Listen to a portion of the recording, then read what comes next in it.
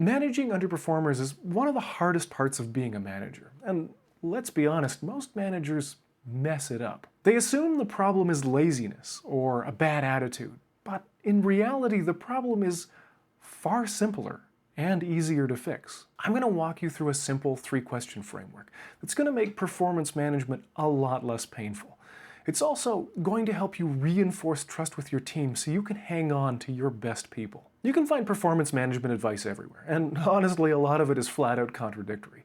What I'm going to give you is something that you can start using in your next one-on-one today. It's simple and it gets results. In my 17 years of leading teams, it's saved me from making a lot of costly mistakes. Most underperformance has nothing to do with effort. It's all about clarity. 9 times out of 10, when I was working with an employee who wasn't giving me what I wanted, it's because they didn't understand what I was asking for. So the first question is this: can they describe what's expected of them and what success looks like? If their answer doesn't line up with your expectations, don't start by blaming the employee. First, I want you to look at your own communications. Are you doing everything in your power to strip out all the ambiguity from how you set goals, define priorities, and explain what success means? Here's the hard truth. You have way more control over your messaging than you do your employees. If there's a clarity problem, it has to start with you. Once you've fixed clarity, you need to check if you've set them up for success, or set them up to fail. They can have a perfect understanding of the goals, but it will not matter if you don't provide them what they need to be successful. So the second question is, do they have the time, resources, and authority to succeed? I once worked with an organization that had a sink or swim culture. New hires would get thrown into the deep end, and if they didn't magically figure it out, management would write them off as not a good fit. Not surprisingly, that developed a culture of hardened silos. Struggling employees were isolated and then eliminated, and any kind of collaboration that did happen always felt forced. Most so-called underperformance issues aren't even about the people, they're about the systems.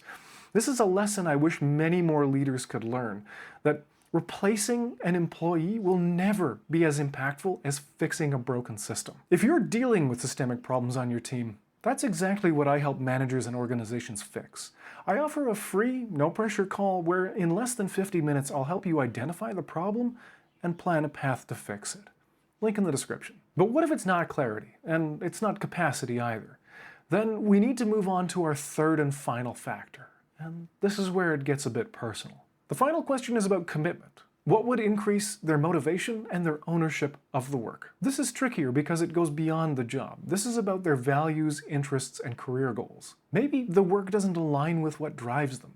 Maybe the incentives don't match what they care about. Does the work provide tangible recognition, visibility, and impact? And this is where a lot of managers get frustrated because it feels like you have to choose between the employee's needs and the company's goals. But if you're willing to approach it creatively, there's a huge payoff. If you take the time to align their needs and goals with your team's needs and goals, you won't just fix performance.